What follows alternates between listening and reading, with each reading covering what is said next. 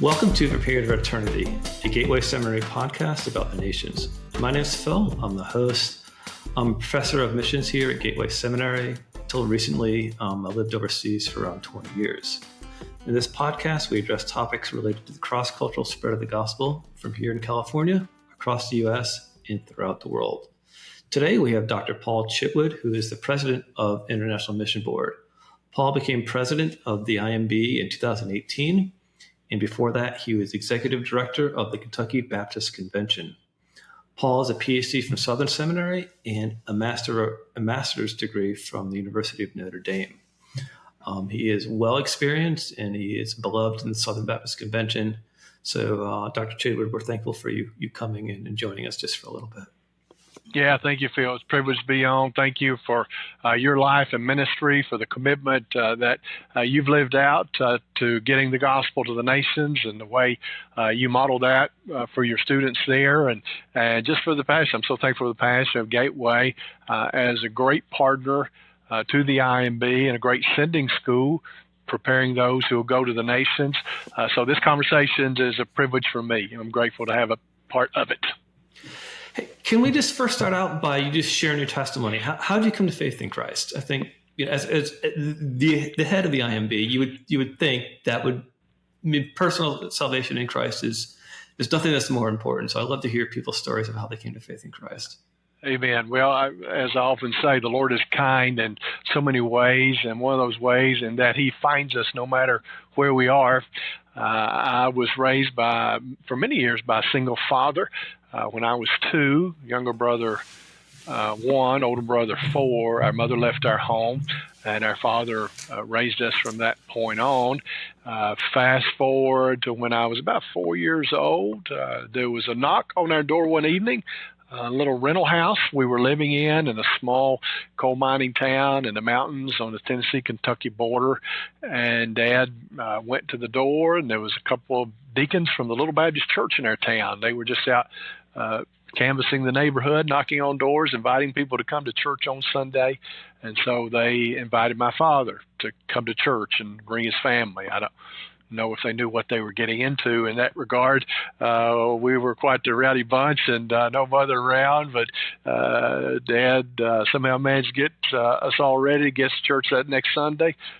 Thankfully accepted their invitation, and what we found there in that little church in the mountains was a church that welcomed us and that loved us and shared the gospel with us. It was soon the pattern of our family to be worshiping that church. Fast forward another few years, I was about 8 years old. There was another knock at our door one evening, still living in that little rental house, and Dad went to the door, and it was our pastor who was standing there, Pastor Alan Herod. And he was there really by invitation. Dad asked me if he had any time to stop by one evening and share with my older brother who had been asking questions about the gospel. And so Brother Allen came in, sat in the green chair in the corner of our living room and shared the gospel with my older brother. My younger brother and I listened in, and we all believed what Pastor Allen shared with us. And as I like to put it, he got 3 for 1 that night as the three of us all committed to faith in Jesus and prayed that He would forgive our sins and welcome us into His family.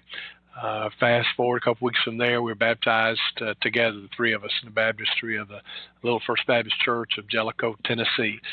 So again, raised by a single dad and a little town in the mountains where wasn't much going on, but the Lord was at work, and He found us there and called us to Himself, and it's been the greatest moment of my life and my eternity. Mm. So you were blessed to get saved at a younger age, and how did you go from there to what led you to go into seminary and being called to ministry? Yeah. So grew up, as I mentioned, attending church and being involved, although there was a period of time when I was a teenager, high school age, that I don't know if I would call it rebellion in the sense that I was looking to rebel, but I certainly was exploring and into some things I shouldn't have been into. And my prayers during that season as a believer, I think, were getting pretty repetitive. Each night I'd lay my head on my pillow and ask the Lord to forgive me for what I'd done that day. And it occurred to me over time that I was asking for forgiveness for the same things over and over. But usually making a promise to the Lord, Lord, if you'll forgive me and be patient with me, someday, you'll have my full attention again. Someday I'll be striving to serve you and to follow you the way I know I ought to. Then a day came when I was actually in the front seat passenger side of my older brother's car, my younger brother in the back seat, and best friend in the back seat. And we were going fishing, and we had a horrible automobile accident that almost claimed the life of everyone in the car except me. My older brother's neck was broken, had lots of severe lacerations. My best friend, who was sitting behind me in the car, ended up with a ruptured spleen from the impact of the crash. My younger brother was hurt most desperately. His spleen was obliterated. His diaphragm was ruptured. He had a lot of internal bleeding up into his chest cavity and lots of other injuries. But I remember holding his head up off the pavement on a little road out in the mountains, waiting forever. It seemed like for a rescue squad to come pick him up, and just begging God for his life. And the Lord was merciful, and that miraculously, according to the doctors, it was just a miracle that he survived the extent of his injuries, and really that the other two did as well. And my injuries were very minor compared to theirs. But it was on that day I recognized that I didn't have someday to bargain on with God. Someday I'll live the way you want me to live and do things I know you want me to do. And so it was that day I said, Lord, no more bargaining from me. I was never in a position I thought I was to be bargaining with God anyway. And I said, you have my life at your disposal. And from that point on began to really strive to live out the faith I had professed. And it was probably about a year later that I was singing a worship service one evening in a revival that was taking place in our church. And I won't go into all the details, but the Lord did clearly speak to me as a guest preacher was preaching, and I had the opportunity to read his text before the congregation right before he rose to preach. I read the text and then sat down, and as he rose to preach and began to preach, the Lord just spoke to me very clearly. As I heard Adrian Rogers once say, no, it was not an audible voice. It was much louder than that. And the Lord spoke to me very clearly and said, that's what I want you to do. I want you to share my word with people. I didn't know what that looked like, what it required, but I did know enough to say, yes, Lord, whatever you want, as my life is yours, as I made the commitment to you in salvation, and then what I would call rededication of my life to him after that automobile accident. And so I then, at that point, was a freshman in college, and I redirected my studies to begin to prepare for whatever ministry he had for me. I, again, didn't know what that would be, but went on from there to seminary to continue preparing. And then as a second-year seminary student, I took the advice of my pastor, who said, you need to get some experience in local church. And I began to look for opportunities to serve on a staff position in local church, and end up a small rural church out in the countryside of Kentucky called me to be their pastor. And I accepted that call. Had been doing it for a few months, and at that point, just clearly sensed that the Lord wanted me to do that in ministry and that with my life. So I committed to that, and I pastored 18 years. Then through, again, what I felt like was a clear direction from the Lord, ended up in denominational missions work, and that included Kentucky Baptist Convention and now the International Mission Board. Some turning points along the way that helped direct me, both opportunities to be overseas on volunteer trips, and Lord directed me towards focused ministry and mission work there, but also had opportunity in 2002 to begin serving as a trustee with the IMB. And that exposure to all that God was doing around the world through our Southern Baptist missionaries also was very formative in my life and my wife's life. In fact, we began to struggle. Lord, are you calling us to go to the nations? As we saw class after class of new missionaries being appointed and hearing their testimonies and being at those sending celebrations.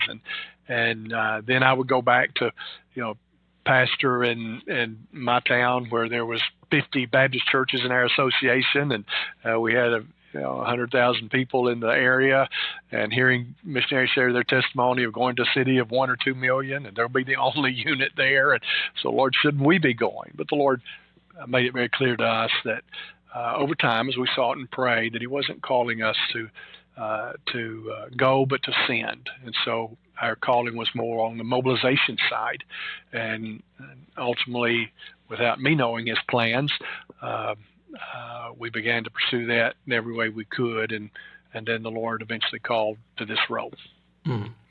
So, how did you're married? You have wonderful children. How did your call to ministry align with your marriage and your family? And how did your family play a role in walking? How do you all walk together in this journey from where you came from getting married, to being in college, to now?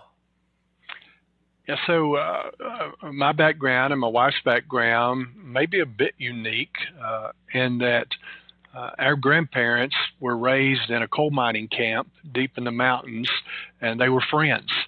Our parents went to high school together. So we have a lot of connections generationally going back into our family. Michelle and I started our little courtship, boyfriend, girlfriend, and in middle school, in fact. Wow. So we sort of grew up together. When, as a college freshman, as a part of the testimony I shared just a moment ago, I sensed the Lord calling me to ministry. We had already talked at that point that we'll be married someday. We're going to spend our lives together, and yet I knew enough to know that if she didn't sense the same calling that I'd sensed to vocational ministry, and to be investing our lives in that our relationship wouldn't work. And so I shared with her that the Lord was calling me to ministry, that I wanted to marry her, but I also understood if she didn't feel that was what the Lord had for her life. So there was a tense few weeks that went by as I was kind of waiting for her response, but ultimately I think the Lord really did affirm in her and confirm to her. The way she puts it, she said, I did not feel called to ministry, but I felt a very, very strong calling from the Lord to be Paul's wife. And whatever he was going to be doing, that I was supposed to help him in that. And so that was enough for her, and it was enough for me. We did end up marrying after my first year of seminary. She was finishing her college degree, and we waited till she finished, and then married. Was just a few months later after we married that I began pastoring the little rural church that I referenced in Kentucky. So we have served together, her as a pastor's wife or a state exec wife, now IMB president wife, through those years. And she's always been very involved, obviously, in the local church where I was pastoring, was always helping out or leading the youth group, helping out with senior adult ministry or over the kids ministry in whatever way. She was always very involved, although she did for many of those years teach school and kind of have her own career, but obviously she was very involved in the life of the church and walking alongside me as a faithful pastor's wife. She was very involved in ministry opportunities when I was a executive director of the Kentucky Baptist Convention. In fact, she launched a foster care initiative through our Baptist Children's Home for the state. And one of our daughters is the result of that initiative, because as she began to recruit Kentucky Baptists to become foster parents, the Lord laid it on her heart that she needed to lead by example. And so we became foster parents and then ended up adopting one of our foster kids. Our children have grown up, until really I transitioned to being a state convention executive director. The only pastor my kids had ever had was their father as their pastor.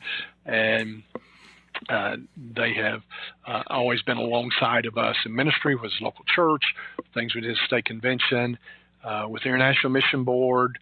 Two of our children were in college when I took this role. The two who weren't were very involved with us, at missionary trainings, at our learning center here. They spend a lot of time with missionary kids.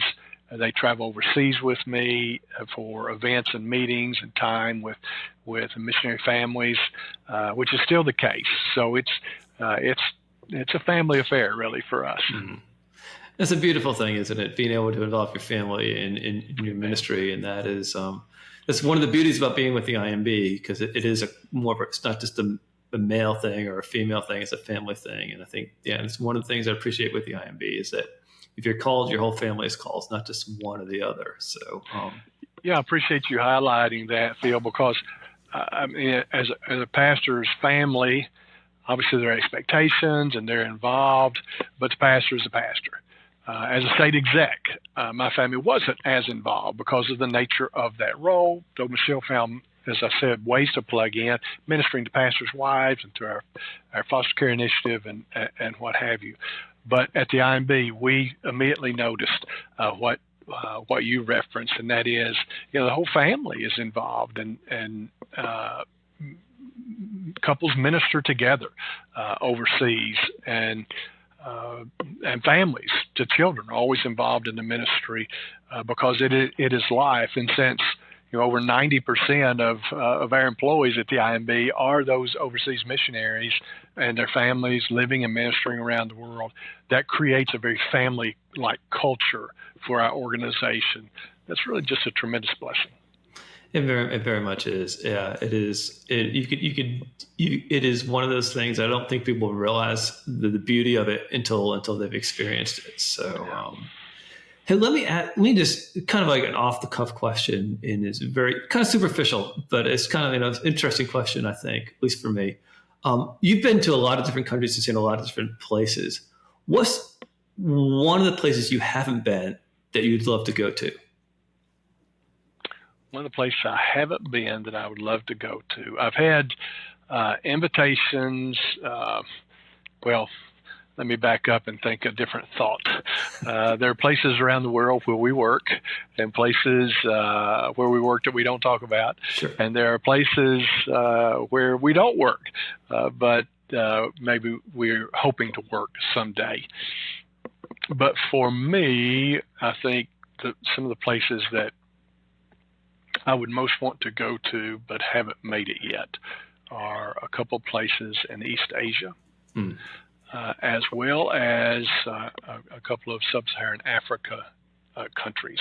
I love Africa, and every time I've been there, I've just been so blessed and fulfilled by the work that's doing there and getting to be a part of it. We have an opportunity towards the end of this year to be in Japan, where our work is very open there, and we'll be visiting with our missionary teams. And I'm really excited, having not traveled there, really excited about that opportunity. My girls, who one is Chinese and the other is not. She was our foster daughter who was adopted. But she's fallen under the tutelage of her Chinese sister. They are both enamored with Asian culture, so they're especially excited about the opportunity to be in Japan. Yeah, Japanese, they're the second largest unreached people group, I believe, and it's open. So there's an opportunity there that it seems like a tremendous opportunity. So that's not, I mean, I'd love to go to Japan myself. I've been to the airport once, but that was years ago. But let me, so you've been in ministry, Lord saved you early on in life, and now you're at a point where you've been with the IMB now for, as the president for 7 years. What's like one thing you wish you would have known earlier, in your ministry that you know now? I think, Michelle and I will talk about the fact that we have the privilege of working with the very best people on the planet. I love Southern Baptists no matter where they are. I like Southern Baptists in the South, the East, the North, and the West. They're just the best people on the planet. Now, there's some knuckleheads out there. There's some people on social media who embarrass us from time to time. But just in general, I mean, like 98, 99% of the people who are part of Southern Baptist Church. They're just the very best people in the world, and the only better people are our missionaries. And I guess I wish I would have recognized earlier what a blessing it is to serve Southern Baptists, whether it's in a local church or through state convention ministry or through a ministry like the International Mission Board. I see from my seat the way the Lord is using Southern Baptists around the world, the impact historically over 180 years of us working together that the Lord has made through us. He's allowed us to be a part of His work, and I appreciate that today more than ever before, because I guess I have a broader view of it and maybe more immersed in it, and maybe a longer view historically, just to see, wow, this is quite the amazing thing. I wish I would have had. I don't think I just took it for granted. Maybe it was just a lack of experience and perspective. But I wish I would have been able to appreciate that even sooner.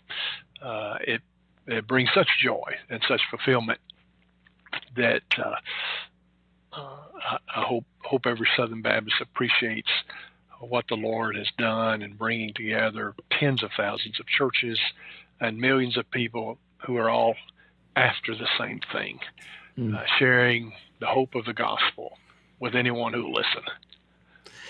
Yeah, it brings up another question I have, and that's one of the things you've developed, I believe, and it's been a few years now, so I don't know if it's still continuing, is in the same form that it was when I first heard of it. And that's church connections, and how you really wanted the IMB to get back to its roots, in a sense, and make sure the local church is not is as involved as it needs to be, and even more so than it is now. Can you talk about church connections and your thoughts behind it and where it is now? Because I remember there was talk that we'd had every IMB person had to contact 20 or 30 people once a month from churches, and how that grew into what it is today.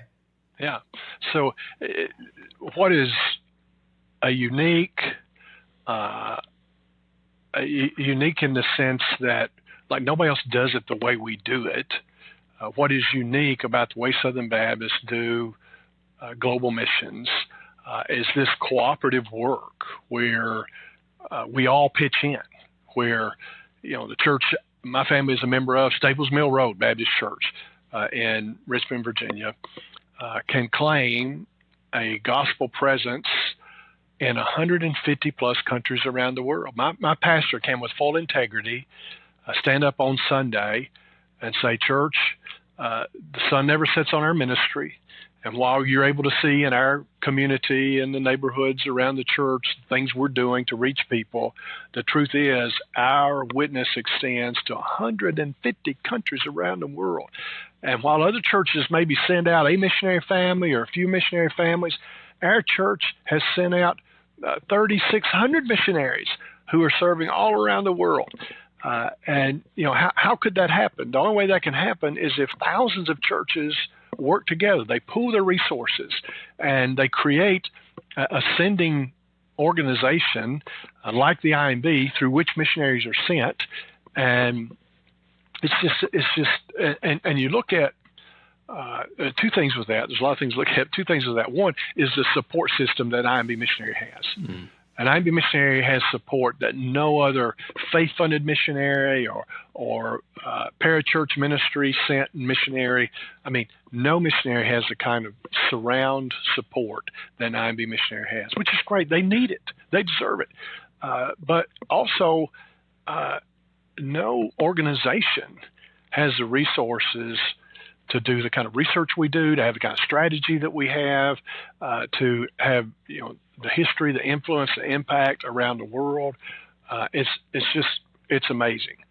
But our cooperative missions model has potentially an Achilles heel.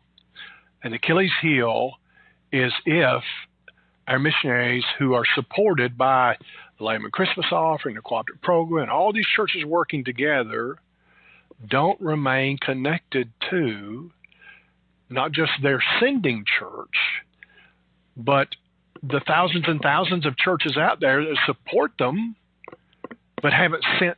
God has not called anyone to go from their church through the IMB, and so the disconnect for the local church to what we're doing all around the world, because we don't have a name and a face for a missionary family or our missionary families. We're not able to know enough, to see enough, to personalize our impact because we give to these offerings and we hear about thousands of churches serving in 150 countries, but there's not a personal connection for that. And what I remind our missionaries all the time is that they are blessed in that millions of Southern Baptists will pray for them and will pay for them who will never meet them. They'll never know their name. Millions of Southern Baptists will love them, but they don't know them. Church Connections is an effort to ensure that Achilles heel is not an Achilles heel, that this potential weakness in our cooperative missions model doesn't harm that model, doesn't harm the work and our witness around the world. So at its essence, I believe Church Connections embraces a biblical missiology where sent ones remain connected to those who support them, send them out, pray for them, give generously to them. And the way we do that, as you referenced in part, Phil, is every missionary unit who serves with the IMB, if they're a midterm if they're in a midterm assignment, which means they'll serve 2 to 3 years, they'll have about 10 churches in what we would call their portfolio. We'll assign that journeyman missionary 10 churches to stay connected with, to share their stories with, to share their prayer requests with. At the end of the journeyman term, maybe to come and visit and let them get to know them. Our career missionaries have 20 to 25 churches in their portfolio. And their job is to help that church in its connection to that church's work around the world through the IMB. They do that by contacting the church regularly. We encourage at least once a quarter, but once a month is even better. But in contacting the church, here's what we want them to communicate. First, just gratitude. Thank you, church. You give generously through the cooperative, through the Light Moon Christmas offering to support the work of the IMB. That means you're supporting me and my family. Let me tell you what that means for my kids who are here and who had to have homeschool material as they started a new school year. And they have it because you've provided that. This apartment we're in, church, you provided that. The gas that goes in that Lottie truck outside in our driveway, church, you provided that. And so just gratitude. And the second thing I want to communicate is inspiration. Help the pastor and the church understand what God is doing there on the ground, wherever that might be. Share with them how God is moving. Share with them about the lost who have been saved, or about the unreached and unengaged people group that you've been researching and you're trying to get access to. And then when you do get access, they'll be able to celebrate. Hey, we were part of that. We prayed for that to happen. So inspire the church with what God is doing through the IMB. And then the third thing and final thing is just in a simple model, share gratitude, inspire the church what they're doing around the world. The third thing is help that church in the next step along their Great Commission journey. Because every church is called to be a part of the Great Commission.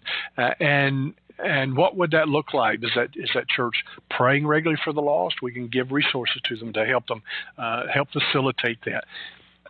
Has that church thought about a volunteer trip overseas? Maybe there's opportunities for that. Is that church regularly calling out the called and just instilling that Great Commission DNA in its members, and what it could look like if someone is called to serve through the IMB. So Church Connections has been huge. For the first time in Southern Baptist history, 93% of our churches at this point have been contacted by an IMB missionary who's reached out to them in hopes of building a relationship with that church. We're seeing anecdotally, we're seeing the Lord use this in some tremendous ways. We have some pastors who are now IMB missionaries who the Lord used the relationship with a missionary who got that church in their portfolio and started reaching out to the pastor and sharing with the pastor what God was doing, and maybe came home on their stateside time and visited the church and told the missionary stories. The pastor felt called to go. He and his family felt called to go, and now they're on the mission field serving. We've had churches who had never given a lottie offering, but they given a CP, give their first lottie offering. We've had churches that were giving a little bit of a lottie offering, exponentially increase their giving through the lottie increase offering. We've had churches raise their cooperative program giving because of them just getting a view of what Southern Baptists do together and the impact we're making among the nations. So I think it begins with a biblical missiology where we're sent ones. I think we see it modeled in the New Testament, remain connected to those who support them. And then it carries through relationships that keeps that church involved or helps that church become involved in work among the nations. Yeah, I really appreciate you talking about that, because I think church connections, the relationship building between people overseas and the people in the U.S. is something that is really important. People know how to pray for the missionaries better if they actually kind of have some idea of what they're doing, and apart from the giving, the giving is important too, but it's more the relational aspect of it that IMB missionaries, to be quite honest, are just really good at. That's just, as well as I do, it says that's what they do, is just build relationships with people overseas. And why not just use that to build that whole mentality to build relationships with people in the U.S.? Yeah, no, that's right. In fact, I've referenced that. Maybe a missionary will complain a little bit. Hey, I can't find this church, or this church isn't calling me back, and I'll just remind them, hey, the same kind of determination with which you're pursuing a lost person, and I know you're resilient in that, and you're unyielding in that. Apply that to your church connections portfolio. Don't let that church or that pastor escape you. You keep after it till you make that connection. Yeah. So a lot of people that are going to be listening to this podcast or viewing it are going to be thinking about going to seminary or in the process of going that route, or maybe Lord willing, even better, if they'll actually go overseas, do it with the IMB. What's one piece of advice that you would give them? Just in general, I would say value that opportunity. You're going to need every bit of the preparation that you can possibly get in those classrooms and in the ministry experiences that are afforded through your seminary education. I believe in seminary education. I did a MDiv and a PhD, and then I taught on faculty at Southern Seminary for about a dozen years in part-time capacity while I was pastoring and while I was in state convention work. And I know the blessing that to this day, those years of study and preparation that I had in the classroom were for me. And I see the blessing to this day of the students I have the opportunity to have relationships with, who God is using, who back in the day invested themselves fully in getting the best preparation they could. As the scriptures say, study to show yourself approved. And I know there's lots of different ways you can do that, but certainly our seminaries are an incredible opportunity. You look at the affordability of them, you look at the opportunity, all the different degrees and the different delivery systems, whether it's on campus or remote, just so much flexibility there. So the first thing I would say is just value that education and the preparation experience. And beyond that, I would give the same advice that my pastor gave me when I went to seminary that resulted in me pastoring that little church on a ridge in Owen County, Kentucky. And that is, if at all possible, while you're in seminary, get some ministry experience in the local church. What that did for me, looking back on it, it did a couple things for me. Well, it did more than that, but two things I'll highlight, the biggest things. One, ministry experience in the local church helped me assess what I was studying in the classroom, what's applicable, what courses do I want to take, another course in that discipline of study.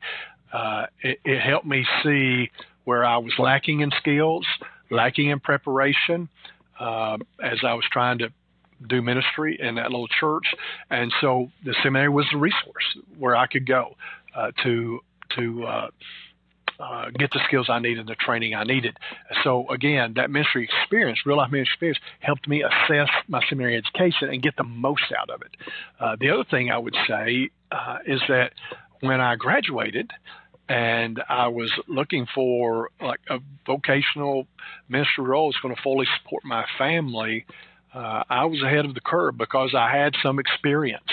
And instead of having to start out as in a part-time role somewhere or in a very small setting that required me to be bivocational or trivocational, I'd felt to be full-time and in one vocation of ministry.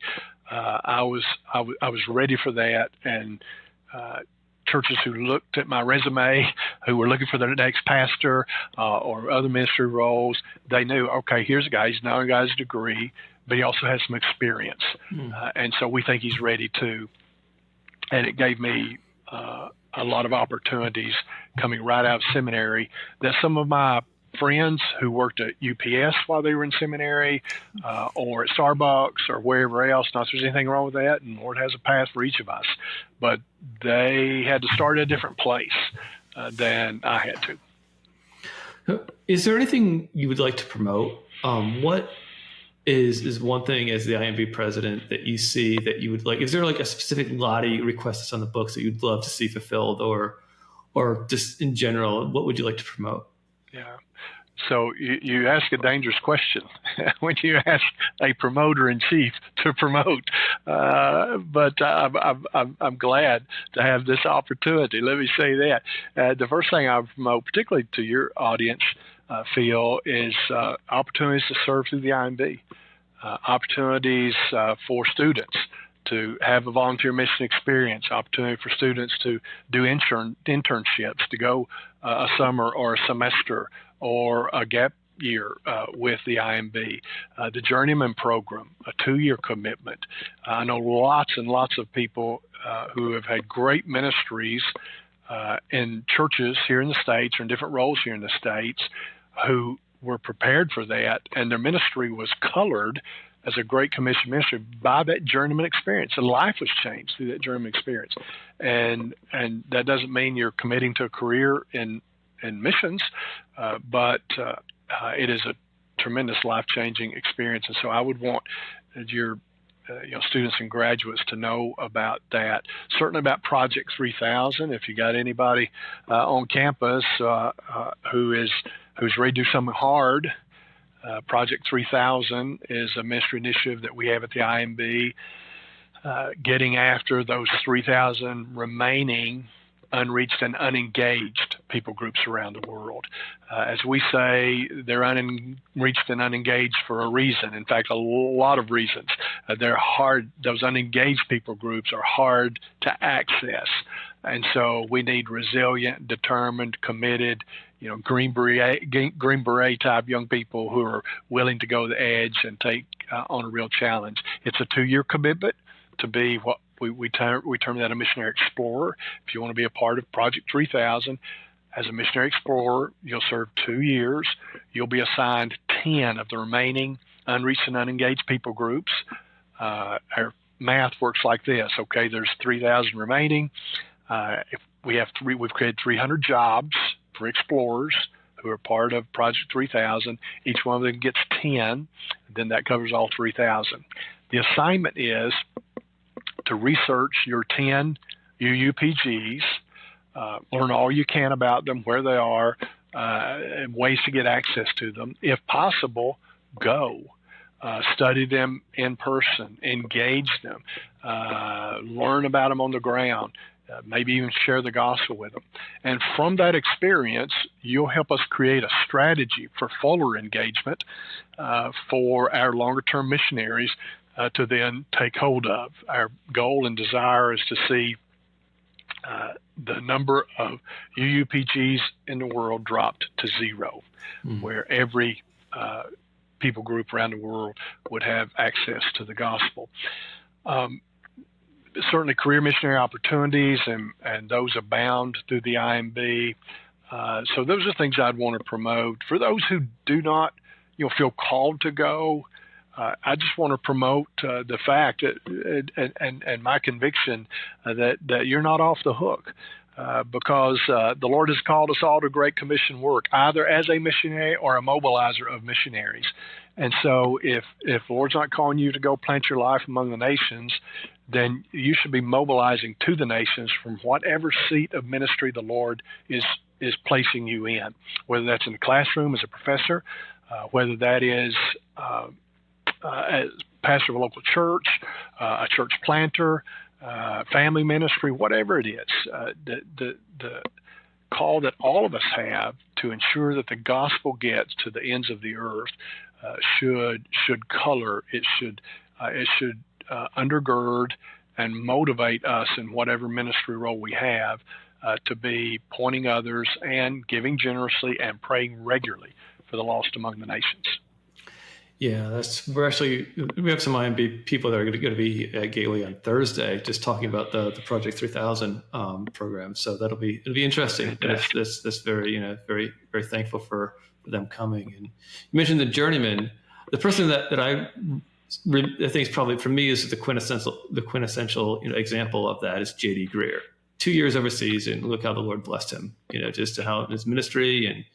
He's a Southeastern at a time, the mid-90s when all this was coming up, and he went overseas, and his story, and it's just a wonderful story. So, and the Lord has used in part, I think you're right, Phil, that experience of serving overseas to keep JD focused on building a Great Commission church, not just a church, not just a mega church, not just churches doing its thing there in North Carolina, but a church that is launching members to the nations.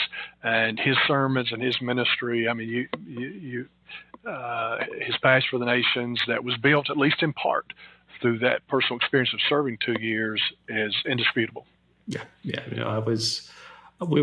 I've known him, JD, for a little while now. So I remember how that kind of worked out. And it's just a blessing how the Lord just keeps people faithful and allows them to be in positions. For same thing with you. The Lord has blessed you and kept you in ministry, whereas, that doesn't always happen, unfortunately. And with that, you're well educated, you're a godly husband and godly father by all accounts. You've been in ministry now for a while. Out of all the experiences that you've had and all the books that you've read, is there one or two you could recommend to somebody that you would think would be most beneficial to them?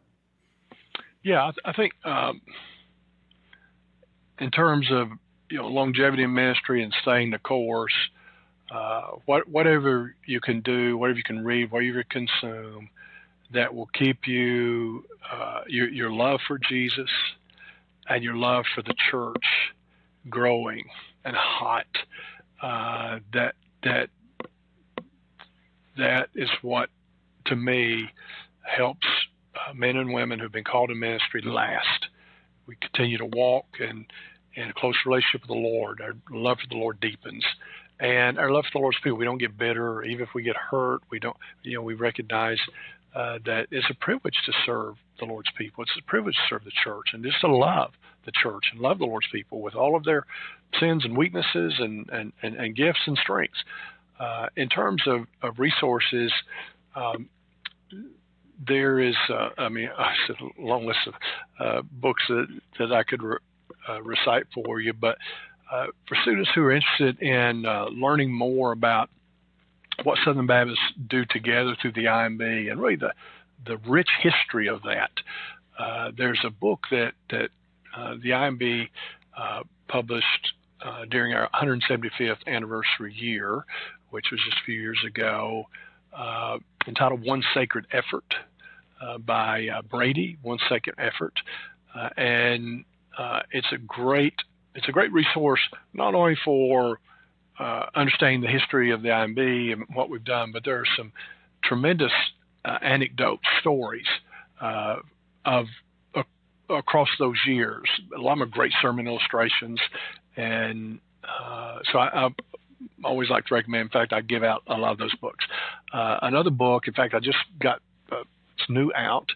Just got a box of those books. I wrote the foreword for a book called Unseen Servants, and Hans Dilbeck, who's president of Guidestone, has written this book that really does a tremendous job highlighting ministry roles that aren't, on stage, the visible, the mega church pastors, the J.D. Greers or Paul Chitwoods or whoever, but the significance of those who just serve the Lord faithfully in humility, who don't have to have recognition, but remain faithful. So that's hot off the press. It's a great book, and it's a very short read, quick read, but it's an inspiring read. It breaks down one of the Psalms and sort of telling the story and bringing that emphasis. Last thing I would mention, probably one of the better books for me, just in terms of leadership. Well, I could list several. There's a book out. It's been out a few years, but I just found it so helpful and to some extent so liberating. Necessary Endings by Cloud. Necessary Endings. A lot of people in ministry roles have people-pleasing tendencies, and those sometimes can become detrimental to our relationships with other people, to ministries that we might launch, or might be under our care or our stewardship of.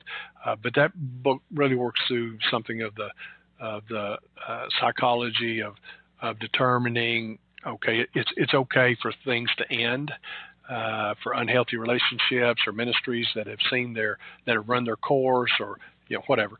That really is a bit liberating in terms of, okay, why do I want to hang on to that? And a lot of times it is either people-pleasing tendencies or insecurities within us. We don't want anybody mad at us, upset at us because we love us, and we want everybody else to love us. And so I would recommend it's a good book. Hey, Dr. Chitwood, hey, thank you so much for your time. I very much appreciate it. You've taken more time than I asked you to take, so I appreciate you coming on and just allowing us to talk together. Not at all. Really enjoyed the conversation. Appreciate your work and ministry. Like I said, Phil, pray the Lord continue to bless you and your family, and certainly the Gateway family.